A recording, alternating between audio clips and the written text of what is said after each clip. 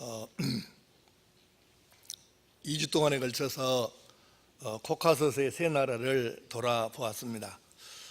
오랫동안 좀 가보고 싶어 했는데 기회가 안 닿아서 못 갔다가 이번에 다녀오게 됐습니다. 코카서스는 어디가 붙어 있냐면 아마 여러분이 생소한 분들이 많을 거예요. 유럽 쪽의 지도를 보시면 지중해가 있고 지중해 오른쪽으로 흑해라고 하는 조그만 바다가 있습니다. 그리고 그 바다에서 조금 더 오른쪽으로 가면 카스피해라고 보통 그러는데 바다는 아니고, 왜냐하면 바다하고 통한 데가 없어요. 그러니까 정확하게 말하면 호수인데 그 흑해하고 카스피해 그 사이에가 그렇게 넓지 않은 땅이 좀 있습니다. 큰 산맥이 지나가는데 그 산맥의 이름이 코카서스여서 세 나라를 코카서스 3국이라 그렇게 부르는데, 구체적인 나라는 아르메니아, 조지아, 아제르바이잔 그래요.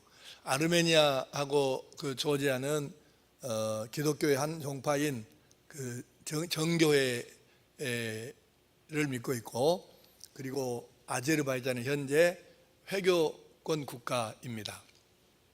특별히 이제 이 두 나라 아르메니아하고 조지아에 관심이 있었는데, 아르메니아는 우리 세계 역사 중에 기독교를 최초로 국교로 섬긴 나라가 그 나라가 바로 아르메니아예요. 그 횟수가 301년입니다. 그리고 두 번째로 306년에 기독교를 국교로 선포한 바로 옆에 나라에 그 국경이 붙어 있어요. 그 나라가 이제 조지아가 되는 것이죠. 그래서 이제 같이 간 사람들 중에 조지아를 아름다운 수려한 자연을 보러 왔다 이렇게 말한 분들이 있었는데, 농업국가더라고요. 뭐이든지 심으면 무조건 잘 되는 동네입니다. 그리고 심지어는 가로수가 살구나무나 석류나무나 이런 나무일 정도로 꽂으면은 다 잘 되는 그런 데에서 과일이 아주 많이 있었습니다. 그리고 이 조지아는 세계적으로 와인을 세계 최초로 만들어서 먹었던 나라입니다. 그래서 지금도 가보니까 집집마다 이렇게 마당이라는 게 있으면, 마당이 좁아도 심을 데가 없으면 한 그루라도 심어갖고 그 한 그루에서 생산된 걸 갖고 와인을 담아서 자기들 집에서 소비를 하는데, 집집마다 그러니까 다 이렇게 와인을 일반적으로 해가지고 우리 숭늉 마시고 무슨 물 마시듯이 그렇게 와인을 마시는 나라였어요, 가보니까. 그래서 이런 나라를 이제 가보게 됐는데, 이 나라들을 돌아보면서 느낀 게 뭐냐면, 가는 곳마다 이 나라의 최초로 복음을 전한 사람들의 이야기를 계속 가는 곳마다 하는 거예요. 이게 지금 다른 데로는 상당히 틀린 다른 그런 특징이었는데, 아르메니아라고 하는 나라는 그 나라 사람인 그레고리라고 하는 사람이 아르메니아에다가 복음을 전했어요. 근데 이미 기독교가 사실은 늦게 출발했기 때문에 이방 종교가 다 이미 점령하고 있었죠. 근데 거기에 그레고리가 복음을 전하니까 이상한 놈이 왔다 그래가지고 잡아다가 이렇게 고문을 하고, 왕이 이제 감옥에 쳐넣으라 해서 지하로 땅 밑으로 6m를 내려간 지하 감옥에다가 이 그레고리를 떨어뜨려 놓은 거예요. 근데 결국은 죽으라는 거거든요. 왜냐하면 물도 안 주고 음식을 공급을 안 했으니까. 근데 이 사람이 안 죽고 산 거예요. 안 죽고 산 기간이 얼마냐면 13년이에요. 여러분은 신화같이 이제 이렇게 듣는 분이 계시겠지만, 어쨌든 가보니까 그 나라 사람들은 다 그걸 실제로 사실로 믿는 거예요. 내가 만나본 사람들이 거의 다 그렇게 믿고 있는 거예요. 그래서 어쨌든 13년을 그렇게 안 죽고 살아있다고 왕에게 신하들이 보고를 하니까, 왕이 말도 아닌 소리하고 쓸데없는 소리하고 있다고 이렇게 하고, 아니 진짜라니까 해서, 그러면 가보자 해서 왕이 실제로 지하 감옥에 가봐서 그놈이 살았다 하니까 끄집어내봐라. 그래서 이제 올린 거예요. 그래 올려서 보니까 지극히 정상적인 건강 상태를 유지하고 있는 거예요. 그래서 이 왕이 뒤집어져 가지고 이놈이 믿는 신이 진짜다. 그래서 나도 이제 이 사람이 믿는 신을 믿겠다.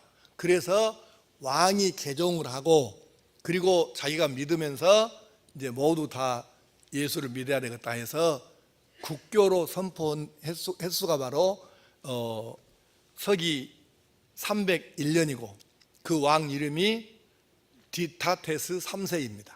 그래서 이 나라가 기독교가 국교로 되었고, 그리고 이제 2년 뒤인 303년에 최초의 이 나라에 돌로 지은 예배당이 이제 생긴 거, 왕이 주도해 갖고 예배당을 짓게 되어서, 그래서 이제 이 나라가 기독교의 역사를 이어오게 됐는데 지금까지 이어오고 있습니다.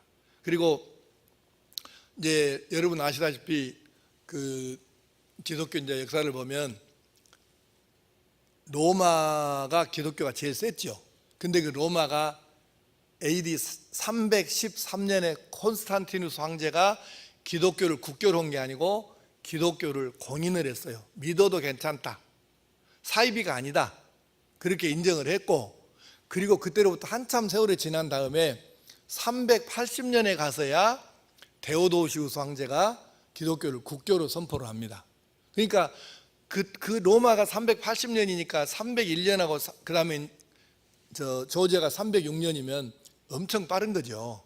그런 역사가 있고, 그 다음에 이제 조지아라고 하는 나라는 특이하게도 여기는 여성이 복음을 전해서 이 나라가 예수를 믿게 된 거예요.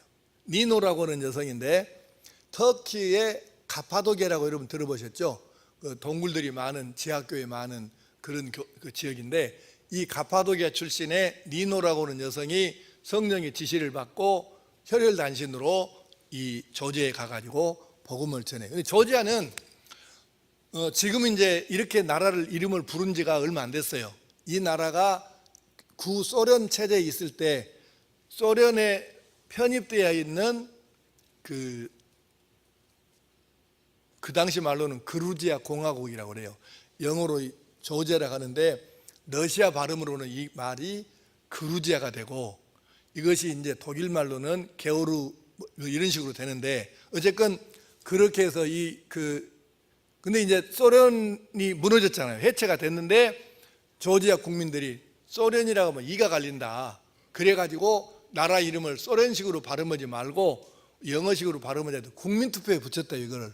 그런데 국민들이 다 찬성을 해서 그루지아가 아니고 우리는 조지아다, 그래서 나라 이름을 조지아로 바꿨대요. 근데 이 나라에 이제 그 니노라고 하는 여성이 이제 성령의 이제 지시를 받아서 조지아에 가서 복음을 전했어요. 이제 그 역사를 얘기하려면 기니까 그냥 줄입시다. 어쨌든 이 여성이 복음을 전해 가지고 왕비가 중병에 걸렸는데 기도해서 나았어요.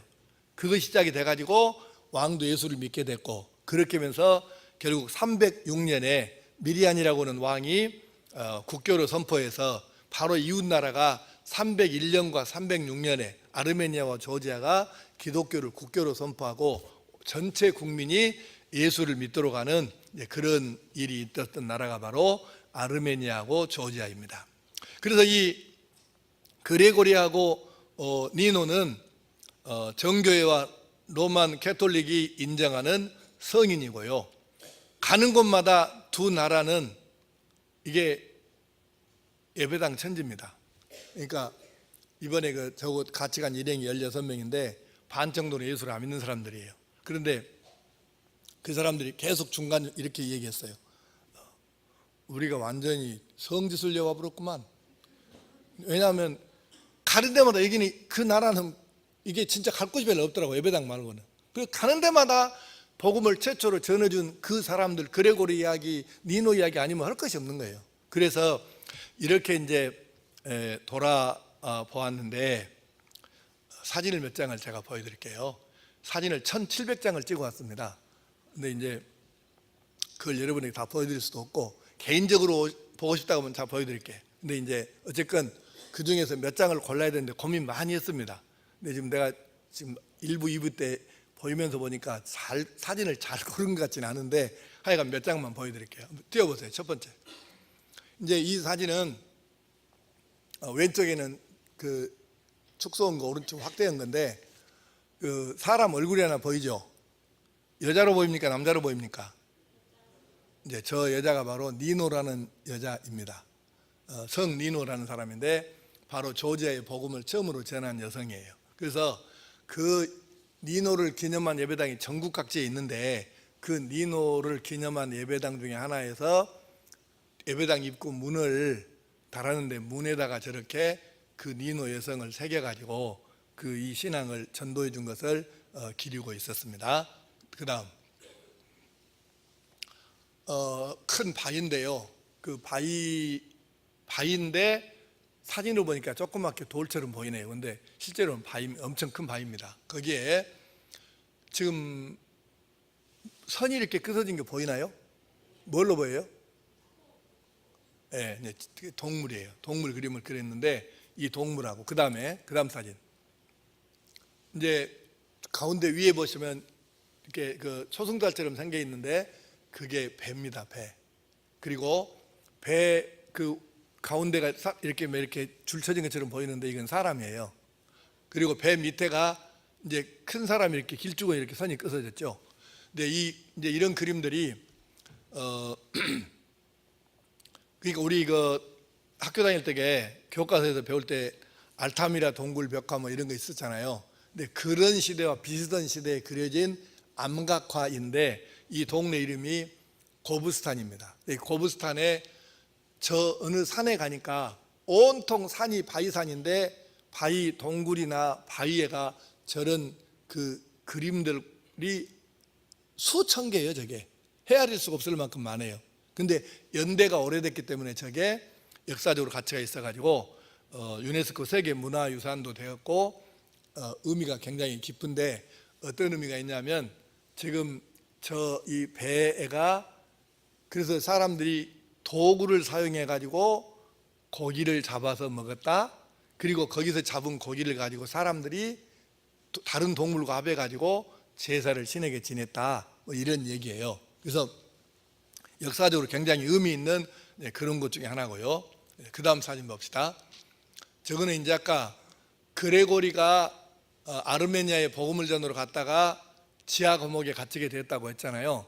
근데 지하 감옥의 깊이가 6m를 그 당시에는 사다리가 없고 줄로 사람을 달아 내리고 올리고 했는데 지금은 이제 관광객을 위해서 사다리를 만들어 놨는데 사다리가 이렇게 직각으로 있어 가지고 내려가 오르기 엄청 힘들어요. 그래서 16명이 단체로 갔는데 2명만 저 밑에를 내려가는 길이 깜깜해 갖고 밑에 들어가면 불이 켜져 있는데 깜깜해서 굉장히 좀 겁나게 돼 있어요. 근데 2명만 내려갔는데 그 2명 중에 한 사람이 접니다. 그래서 이제 제가 내려가 가지고 발을 땅에다 딛고 그리고 내가 내려온 저 사다리를 사진을 한번 찍어 본 거예요. 그리고 바닥에는 이제 최근에 얼마 안 된 시기에 우리로 말하면 강덕상식으로 이런 걸 갖다 놓고 거기서 기도 뭐 하고 이렇게 할 수 있도록 해놨는데 올해는 못 있겠더라고요. 시원하긴 한데 어쨌든 이제 그 지하 실제로 저 감옥에서 그 그레고리가 갇혀 있던 바로 그 자리입니다. 네, 그렇게 그 다음 사진.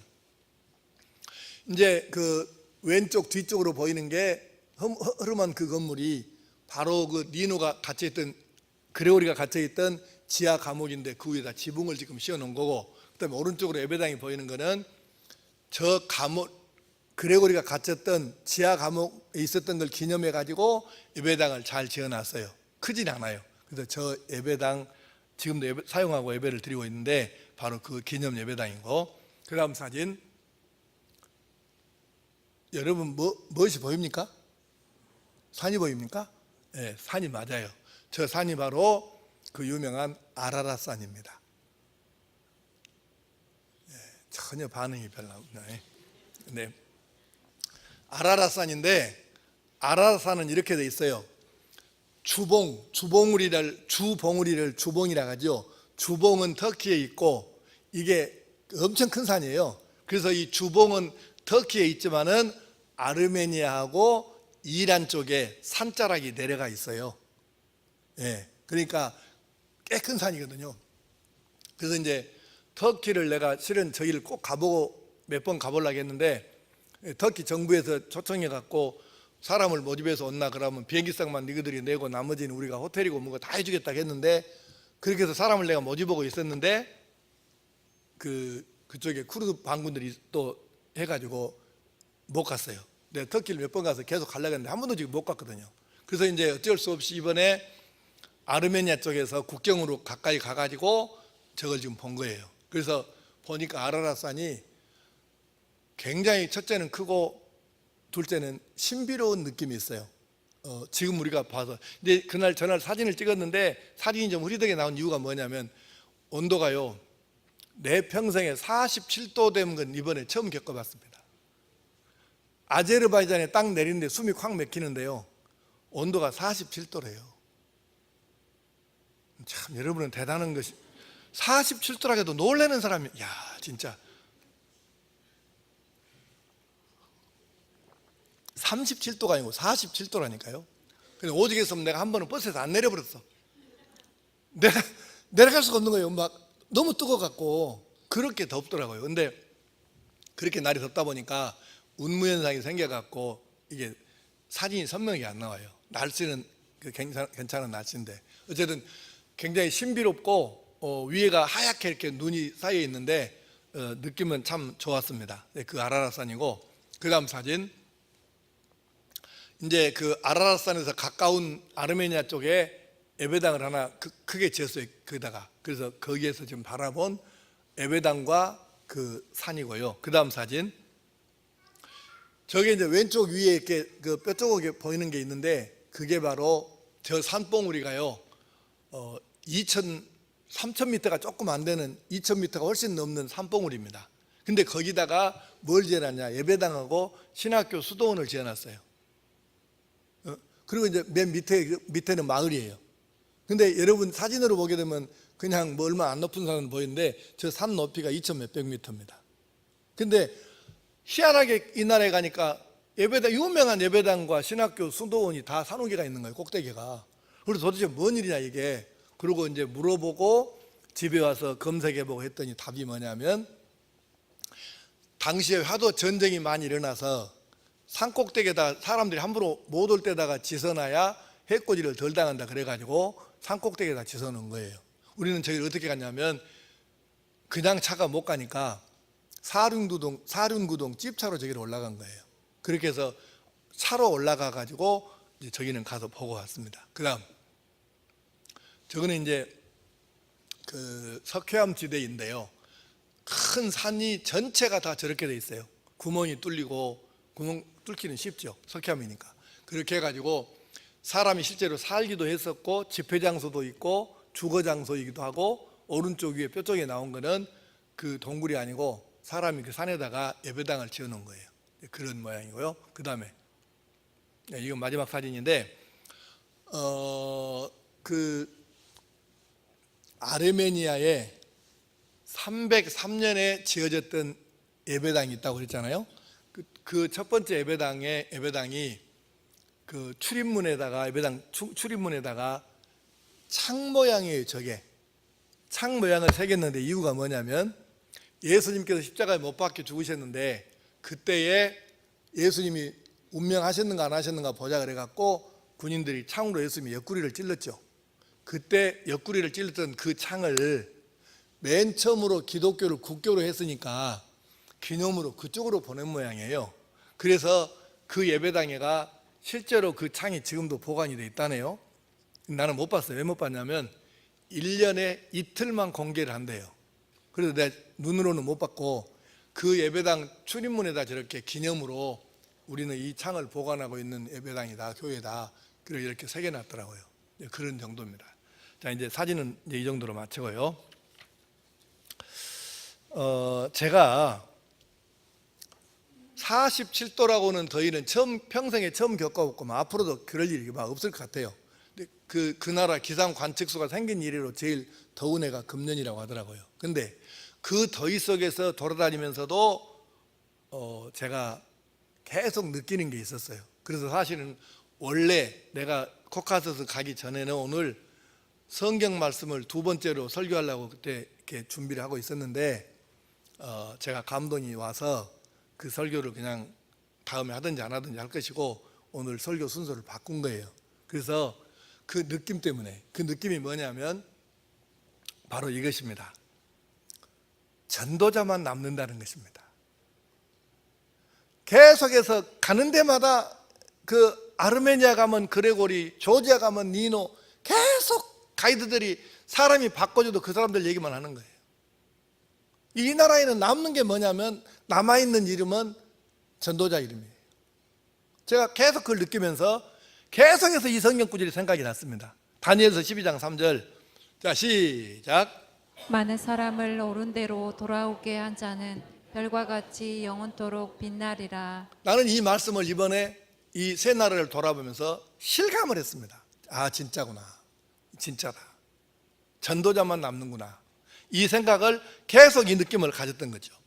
예수님께서는 스스로를 이렇게 말씀하셨습니다. 마가복음 1장 38절에 시작. 이르시되 우리가 다른 가까운 마을들로 가자. 거기서도 전도하리니 내가 이를 위하여 왔노라. 아멘. 다른 사람이 붙여준 이름이 아니에요. 예수님께서 스스로, 당신이 스스로 말씀하시기를 우리가 다른 가까운 마을들로 계속 돌아다니자. 왜? 내가 거기서도 전도해야 되는데 그것 때문에, 이것 때문에 내가 이 세상에 왔지 않냐. 예. 그러니까 이 말씀을 여러분 기억하신다면 예수님은 스스로를 어떻게 인식하셨냐면 나는 전도하러 왔다. 전도하기 위해서 세상에 내려왔다. 나는 전도자다. 예수님이 스스로를 그렇게 말씀하신 거예요. 자, 여러분, 이 말씀을 정리하면 그러니까 하나님께서 예수님을 이 세상에 보내신 이유, 예수님께서 이 세상에 내려오신 이유, 예수님께서 십자가에 못 박혀 죽으신 이유, 그게 바로 지옥 갈 사람, 지옥 가고 있는 사람들을 지옥에 못 가도록 그 앞을 가로막고 차단시키고 예수 영접시켜서 방향을 돌려가지고 천국 가도록 만들어주는 이 일 때문에 예수님이 이 땅에 오셨는데, 우리는 바로 지옥 가는 사람 못 가게 차단하고 막고 방향을 돌려서 예수 영접해서 구원받고 천국 가도록 하는 이 수단을 뭐라고 하냐면 전도라고 하는 거예요. 수단과 방법, 그 단어를 우리가 전도라고 하는 거예요. 그러니까 예수님은 그것을 위해서 이 땅에 오셨다고 하니 우리가 사람이 할 수 있는 일 중에 이보다 더 큰 일이 어디가 있겠냐 그 말입니다. 그러므로 전도는 엄청 큰 일이고 아주 큰 일이고 반드시 우리가 해야 될 일인 줄로 믿습니다. 평신도였던 빌립 집사는 전도자라는 칭호를 받았어요. 사도행전 21장 8절 시작. 이튿날 떠나 가이사라에 이르러 7 집사 중 하나인 전도자 빌립의 집에 들어가서 머무르니라. 아멘. 바울 사도께서 예루살렘 초대 예루살렘 교회 7 집사 중에 한 사람이었던 빌립 집사 집에 가서 머물렀대요. 전도하면서. 그러면서 그 빌립을 뭐라고 했냐면 집사 빌립이라고 하지 아니하고 전도자 빌립이라고 말씀하신 거예요. 집사 빌립, 장로 빌립, 목사 빌립 이 말이 아니고 전도자 빌립이라고 하셨단 말이죠. 자, 또 봅시다.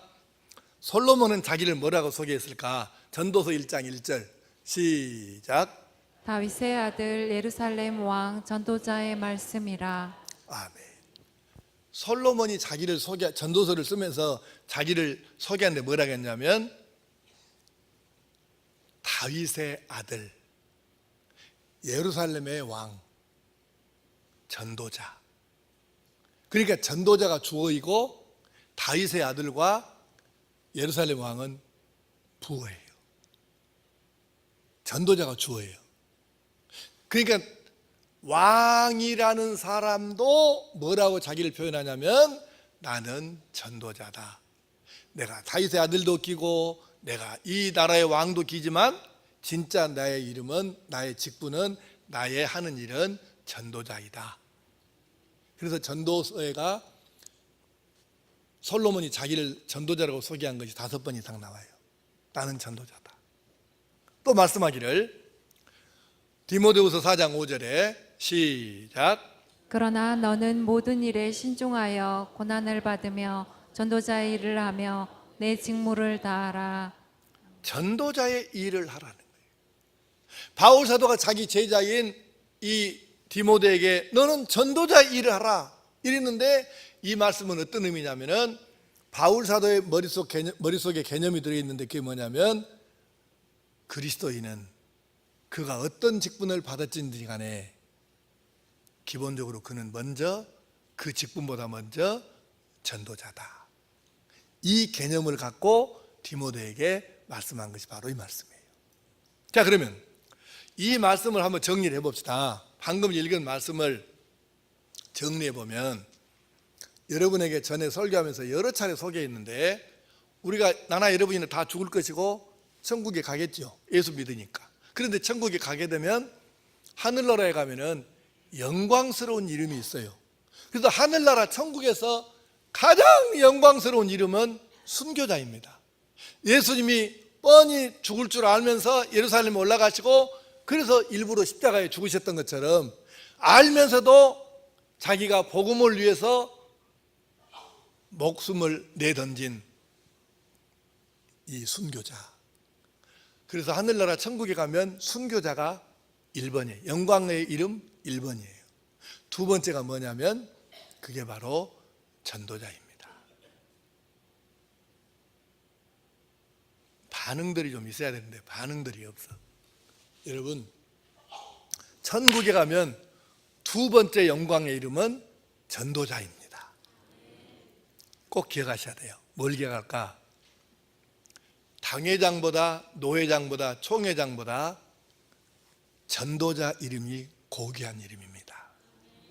장로보다 권사보다 집사보다 전도자라는 이름이 훨씬 더 고귀합니다. 여러분 일부러 꼭 목사 되고 꼭 장로 되고 그럴 필요 없어요. 하면 고맙고 감사한 일이요. 그러나 꼭 할 필요는 없어. 그러나 전도자는 돼야 하는 거예요. 아멘. 그래요. 전도자는 가장 영광스러운 두 번째 이름이에요. 이걸 우리가 결코 잊어버리면 안 되는 것입니다. 여러분, 우리가 여기서 하나 더 기억해야 될 게 뭐냐면 히브리서 9장 27절 한번 보십니다. 자, 시작. 한번 죽은 것은 사람에게 정하진 것이요 그 후에는 심판이 있으리니. 아멘. 여러분도 수없이 느끼셨겠지만 저도 마찬가지예요. 예수 믿지 않는 분들을 만나서 대화를 할 때에 너무 답답한 게 있어요. 속 터져보려고 그래. 그 답답한 게 뭐냐면 우리가 전도하잖아요. 근데 그 사람이 상대방이 받아들이지 않으면서 이렇게 말하는 거예요. 죽어버리면 끝인데 무엇을 한다요? 죽으면 끝이라는 거예요.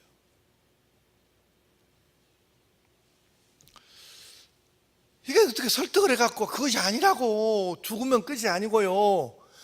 죽으면 끝나는 게 아니고 심판을 받는데 그동안에 어떻게 살았냐, 예수를 영접했냐 안 했냐 이걸 갖고 심판을 받아가지고 어떤 사람은 천국에 보내고 어떤 사람은 지옥에 보내니까 절대로 끝이 아니에요. 죽는 게. 이렇게 설명해 주면 상대방이 믿어야 되는데 믿으면 얼마나 좋겠어요. 근데 절대로 이것을 안 받, 죽으면 끝이요.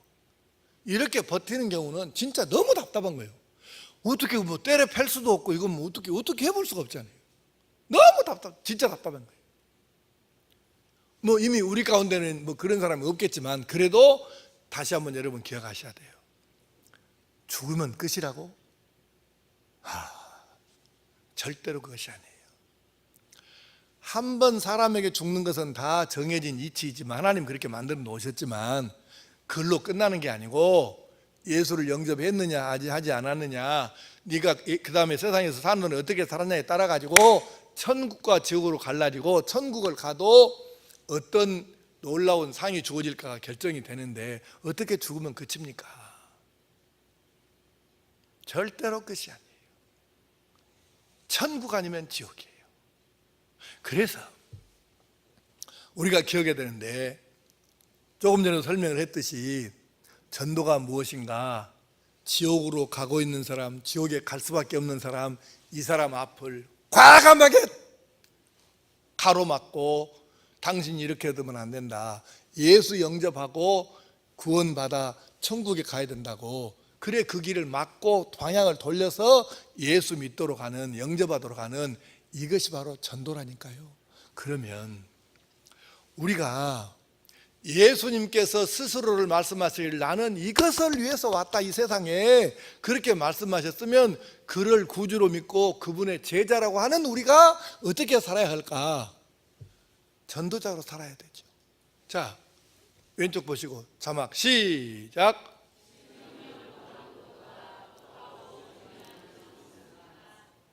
믿습니까? 생명을 구하는 것보다 급하고 중요한 일이 어디 있어요? 여러분, 운전하는데 중앙선을 넘어가면 사고를 안 쳤어도, 사고를 안 냈어도 경찰이 보면 그건 반드시 딱지를 떼야 돼. 7대 중과실죄 중에 하나예요. 사고 안 냈어도 그건 죄예요. 신호 위반하면 그건 안 되죠. 큰일 나지.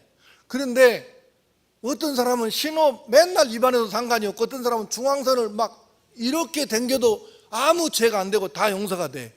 그게 누굴까?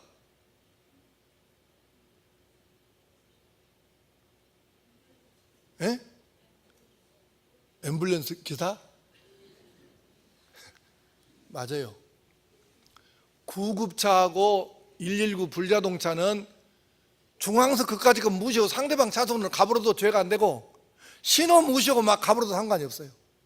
우리가 그러면 큰일 납니다. 근데 구급차, 앰뷸런스, 그리고 불자동차, 이거는 이미 우리가 사회적으로 무언의 합의가 된 거예요. 저 차들은 중앙선 넘어서 반대차선으로 가도 괜찮다. 신호 그까지 거 무시하고 가도 괜찮다. 왜 그래요? 이유가 뭡니까? 사회적으로 합의되기를, 생명을 지금 다투고 있으니까 저 차는 저래도 상관이 없고, 삐뽀 울고 있으면 무조건 차는 다 비켜줘야 된다. 이미 우리가 사회적으로 합의가 됩니다. 그게 뭐냐면, 사람들이 마음속으로 생명이 달린 일인데, 사람을 살려야 되는 일인데 이보다 더 급한 일은 없다는 거예요. 이게 이미 인정이 됐다는 얘기잖아요. 그러니까 중앙선을 침범을 해도, 신호를 무시해도 이건 다 용서가 돼. 왜? 사람을 살리는 일이니까. 근데 육신을 살리는 일도 이럴진데 하물며 사람의 영혼이 영원토록 죽는 길로 가느냐, 영원토록 사는 길로 가느냐, 이것이 달려있는 이 문제를 놓고 전도자가 나가서 전도를 해야 되는데, 이것을 누가 막습니까? 전도자가, 여러분, 세상의 기준이나 가치나 이까지 것 무시해도 상관없어. 일단 살리고 봐야 되니까. 어떻게 해서든지 간에 지옥에 안 가는 것이 중요하지. 세상에서 이 예의 저 방식 다 지켜가면서 죽은 다음에 지옥에 톡 떨어지게 만드는 것하고, 예의고 뭐시고 다 때려치고 어떻게 해서든지 간에 예수 영접해서 지옥에 안 가고 천국에 딱 들어가게 만들면, 여러분 둘 중에 어느 것을 우리가 선택해야 된다고 생각하십니까? 답은 정해진 거예요. 우리는 더 쉽게 말하면, 여러분과 나는 119 구급차, 지옥으로 안 가고 지옥 가려면 천국으로 지금 보내는 이 구급차 운전수가 돼 있다, 기사가 돼 있다, 이렇게 우리 스스로 생각하면 된다, 그 말이에요. 아멘. 그렇습니다. 사랑하는 성도 여러분, 다 함께 따라하겠습니다. 예수님께서 전도하시니 나도 전도합니다. 그렇습니다. 예수님처럼 일하는 제자의 삶, 다섯 번째 제목은 바로 이것입니다. 예수님께서 전도하시니 나도 전도합니다. 오늘 여러분과 내가 예수님의 제자가 맞다면, 구원의 확신이 있는 사람이 맞다면, 이렇게 예수님을 따라서 전도자로 살기를 결단해야 할 줄로 믿습니다. 어떻게 전도해야 할까? 방법은 이 시간에 설명할 수는 없죠. 시간이 안 되니까. 주보에가 다 나와 있습니다. 관계전도. 이 관계전도보다 더 확실한 전도는 없어요. 꼭 여기까지만 이렇게 할까요? 그렇게 기억하시고, 여러분에게 한번 묻겠습니다. 고개를 드시고, 사랑하는 성도 여러분, 예수님을 구주로 믿습니까? 그렇다면 전도해야 합니다. 왜? 예수님은 전도하기 위해서 오셨고, 우리도 전도를 받아서 예수 믿어서 구원받게 되었고, 그리고 예수님의 제자는 마땅히 기본적으로 바울 사도의 말대로 직분을 가지기 이전에 전도자이기 때문입니다. 예수님의 제자인 우리가 마땅히 전도해서 지옥 갈 사람들을 천국으로 돌려 세워서 마지막에 그가 천국으로 들어가도록 만들어야 할 줄로 믿습니다. 아르메니아 가니까 여기 가도 그레고리, 저기 가도 그레고리, 조지아 가니까 여기 가도 니노, 저기 가도 니노. 그런데 똑같은 이치로 한국에서는 어느 교파 상관없이 언더우드 선교사, 아펜젤러 선교사 얘기해요. 왜? 그분들이 한국에 공식적으로 최초의 선교사로 들어온, 한날 들어온 선교사이기 때문에 그렇습니다. 이분들이 연세대학교를 세웠고, 이분들이 전도한 역사는 혁혁한 공로입니다. 그러니까 우리나라에서는 언더우드, 아펜젤러, 언더우드 매번 이렇게 얘기 이유가 뭡니까? 이분들이 우리나라의 복음을 최초로 가지고 들어왔기 때문이에요. 사랑하는 성도 여러분, 여러분의 가정에서, 여러분의 가문에서, 여러분의 동네에서, 그리고 그 외에 필요한 어느 곳에든지 간에 여러분이 그곳에서 바로 이 그레고리처럼, 리노처럼, 언더우드처럼, 아펜젤러처럼 이렇게 전도자로 삶으로 해서, 그래서 이 땅에서도 예수님의 좋은 제자요, 하늘나라에 가가지고는 반드시 최고의 영광스러운 전도자의 이름을 가지고 하나님 앞에 서는 이 놀라운 은혜와 영광이 우리 모두에게 함께 있게 되기를 간절히 축복합니다.